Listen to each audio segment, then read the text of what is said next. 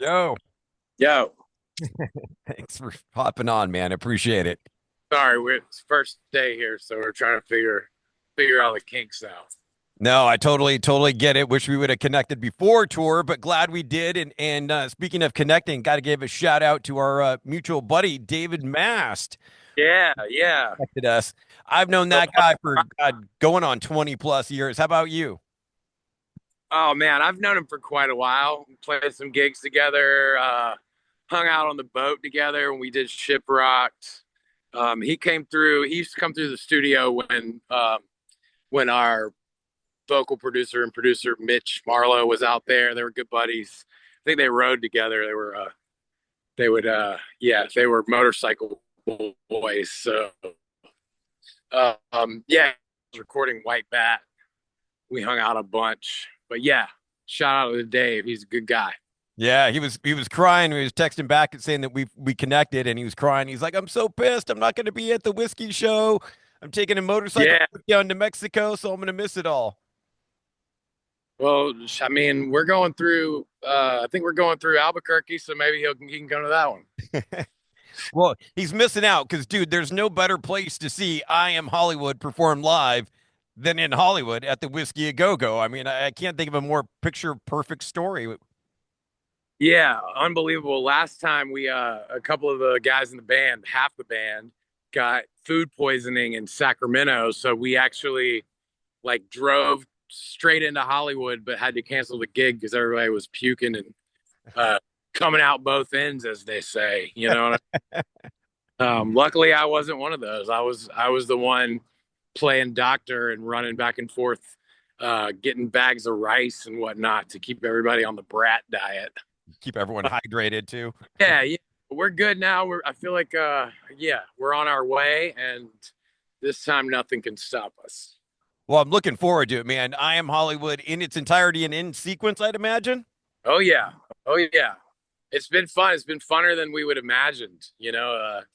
It's we did the run last beginning of last year. The record came out in um November of '04. So basically we played maybe a little run and then ended up staying home for the holidays, and then most of the album was done in 2005. So this 20 years really like hitting the mark, Yeah, I and mean, it takes a good year for an album to digest, anyways, when an album's brand new. So for it sure. makes sense to do the 20th anniversary tour, into the next year. And I'm so glad that you're doing this, man, because you hear all the talk in the industry. Everyone's like singles, singles, singles, and I still love the album, and especially when a band's going to play it in sequence in its entirety. It's like listening to CDs all over again. Yeah, it's an odd thing because when this whole album came out, it wasn't like we were doing that back then. Nobody really played albums in sequence, and I'm not sure who was the first band to decide nostalgia bump throughout the 2020s has kind of sucked a lot of bands through a portal, and we're all reliving our childhoods. And I couldn't be happier. I think we're all pretty stoked and in high spirits. And tonight's show sold out. Hopefully that continues throughout, and we keep rocking and rolling. Yeah, man, I'm super pumped for it and curious to go back 20 years ago to making that album. I mean, albums are a lot different nowadays. You can kind of work on them at home and piece by piece. Back in those days in '03, '04, when you were making it, I'm sure it was the old studio deal where you go in and set up shop for months on end. And I'm curious, my question is, how many songs were written before entering the recording studio versus actually in the recording studio? They always say you have your whole life to write your debut album, but kind of curious how that breaks down for you guys. Our format and process has never really changed much. We usually have the album pretty solidified within the rehearsal space before we go into any sort of studio work or whatever. We've gotten a little better at demoing ourselves within the studio or within the rehearsal space, but I don't see much difference in any of our records the way that we go in mind. Like we write the album to be a singular piece of music, like flowing into each other, and that's kind of I remember that being the process was we had all these songs ready, and we went up to Springfield, Mass, and got in studio with Adam D. And he really just his humor and lightheartedness about it really kind of put us at ease because I think at the beginning we were put off by him and his band, obviously, like huge inspiration at the time. We were nervous, but there was such a like I don't know, like a magical element to it as we started tracking and seeing the process and realizing that it just wasn't as a daunting task as we imagined. So there's a lot of humor involved, and you can kind of hear that within the record with all the little bangs and bangs vocally, like shake it's and yeahs and all that. Um, just kind of laughing together in the vocal booth and being like, we need to do this, and this needs to sound like David Lee Roth, and this is funny. Um, that lightheartedness is translated, I believe, and it's still kind of a piece of how we work to this day. We owe a lot to him and what he gave us within that recording process. Yeah, dude. I mean, the record sounds great. And I was kind of curious how you connected with him. And then, yeah, I think you had kind of touched upon it. I mean, he's such a goofball on stage. I can't imagine him being like a serious producer and like, let's get down to work, boys. Yeah, I mean, he did have his work ethic was amazing, and his there was a bit of like he would push us and because some of the songs on there are moodier and they they call for a somber tone and he understands that as well. Like he just is a great artist and pushing us as young kids to find our voice on this record. I think it just translated over. And I remember even, when we saw him on a tour. I mean, we toured with Killswitch multiple times back in the day, and just letting him hear the albums after that, and he just kind of, congratulating us and kind of hyping us up about our sound and how we've stayed true to it, and I think his like I don't know. I really always cherished his words to us on albums prior. So, um, yeah, he's a great dude, and hopefully maybe we can work with him again someday. It'd be interesting to see the process now, some 20 years later. Yeah, for real. I was curious too how you connected with him. I mean, did you know him before entering in the studio, or is the record label connect you with him, or?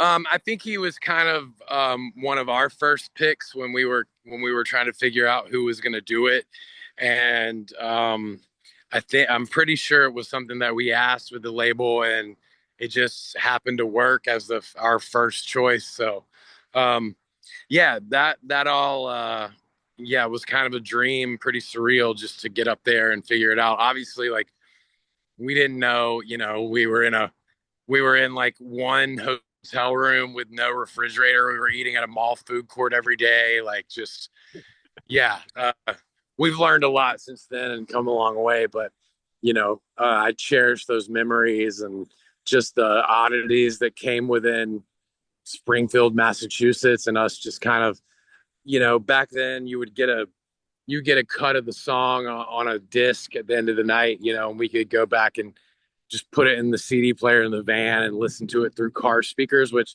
I don't think that's lost on bands now. I'm pretty sure bands still like test their sound in the car. I would Got hope to. that, yeah, that's where you want to hear it. So, yeah, I remember doing that a lot. And we had one like mix CD that we would listen to constantly with a bunch of random, like, I think there was like a CeeLo Green song and a Kings of Leon song, like back when Kings of Leon was like unintelligible, like kind of grit rock stuff. Yeah, just like uh, most of the memories of that was just like eating lo mein in a mall food court and changing lyrics sitting on the sidewalk of a Red Roof Inn, and yeah, I mean we were kind of just every day was exactly the same. We would just hit into the studio and um, our the skeletal structure of the music was pretty set in stone, but things always change when you start tracking, and um, as far as like, vocals and melodies and lyrics are concerned, that stuff I believe changes constantly because you don't know what you're dealing with until like, final tracking. So, yeah, it was just interesting to kind of set our ways and learn our format throughout that. We had recorded one album before that was kind of like an EP. Um, and we did that with Jamie King, who, uh, he did most of the early Between the Buried and Me records, and he's a North Carolina guy, and he had a very similar work ethic and work process. But yeah, it's just our our format has is steadfast, and we try to we just kind of maintain that work ethic and the way that we approach an album. We're writing an album right now, and it's not unlike any of the last 7 full lengths we've done. Yeah, I was certainly going to touch upon that. I mean, it's been a few years since Endless Hallway, and was hoping that there's a new music around the corner. Oh yeah, certainly, certainly. We're in the early stages. We'll do this Hollywood run. It'll stretch into May, and I think we'll be home by like the 19th or 20th of May, and we'll just continue to write until we've got a few tours on the horizon. But we'll be home most of the summer, save for a festival or two here and there, and just solidifying things to head into the studio in the winter. We usually try to record in the winter time because nobody wants to plow through the snow to a show. So Right. yeah, that's where we are. We're working on another, and good Lord willing, and the creek don't rise, we'll have something out next year.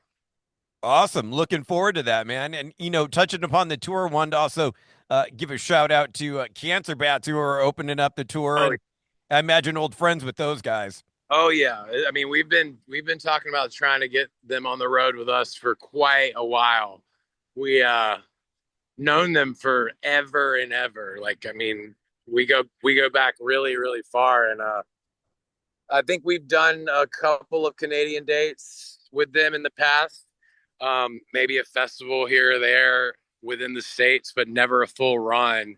And I just saw Liam a few minutes ago for the first time in a while, and got a lot of mutual friends, and have just bounced around and never gotten on the road. So it's great. Hopefully we can do a big Canadian run with them in the future, just to, you know, back over there. I love what they do, and I love their Bat Sabbath, which I hope they're leaning Oh into on this tour. yeah, yeah, that's great. Yeah, I actually have never been able to catch Bat Sabbath, so um, it'd be fun. I don't know what they've got in store. We'll have to see. It's the first tonight's the first night, so I'm sure a lot of surprises will pop out of the woodwork. I'm sure. And dude, speaking of Bat Sabbath, Black Sabbath, Ozzy's got his final concert coming up ever right Yeah, around the corner here, July 5th. I mean, weeks away at this point, and it kind of crazy that he's calling it a career like that. But I'm kind of curious for you, man. Would you want to do like one big final blowout party show like that at the end of your career, or just kind of quietly fade into retirement? I mean, who knows, man? I mean, I'm hoping that's far enough away that I shouldn't have to think about it at this moment.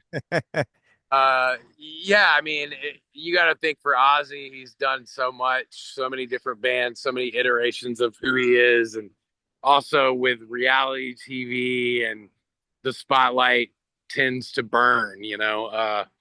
I don't even suspect to ever reach any level of that, but I could imagine for him, it's saying put a fork in it is probably easier than someone like me who, I'll tour maybe 6 months out of the year, and I miss it. I've been rambling and rolling since I was in my early 20s, late teens, and being home for any amount of time, I start to get the itch like anyone else who's a road dog.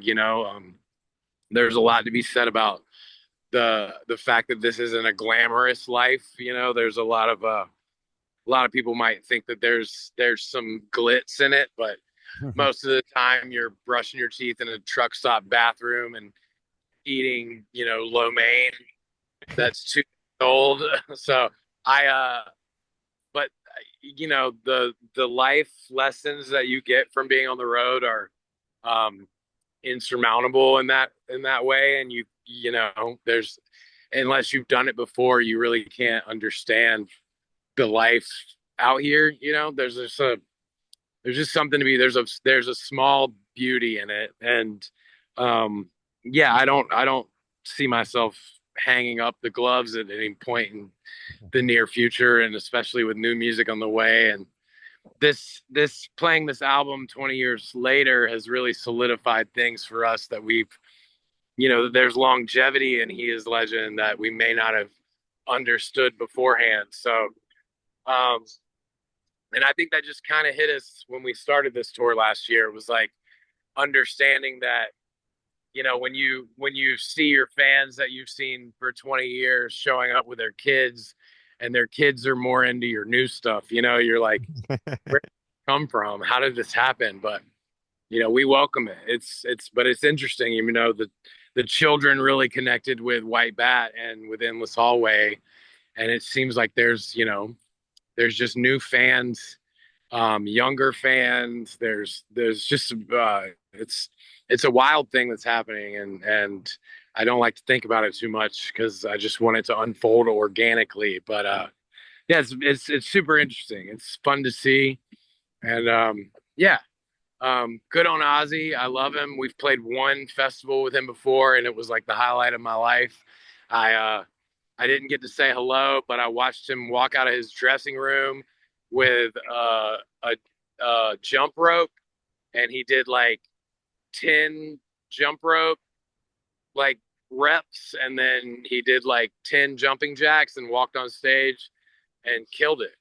And that was like, it might have been pre-COVID, but the dude was probably still late 60s, early, so Yeah. yeah, he's a god. And Prince of Darkness, man, long live. If you had to put a song out there, what's your favorite Ozzy tune, whether Sabbath or solo? Oh, lately I've been blasting. I've been doing a little DJ gig, and I've been blasting "God Is Dead." Uh, Oh, recent Sabbath.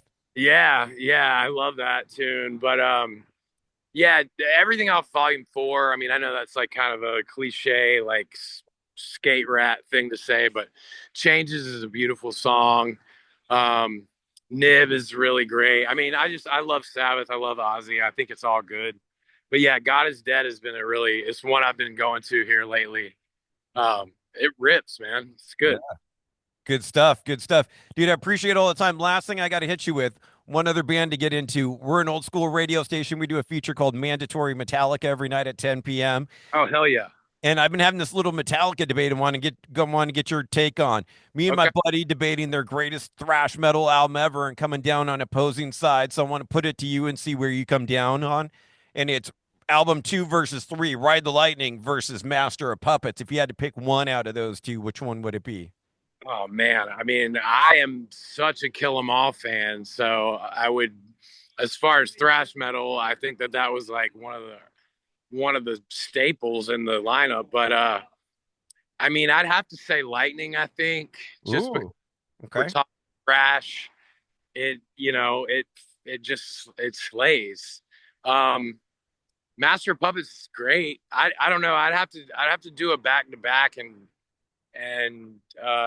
pour over it again to know which one really thrashes harder. But Lightning just, was like metal up your ass. It's just like it came out of nowhere, and just like it's an onslaught.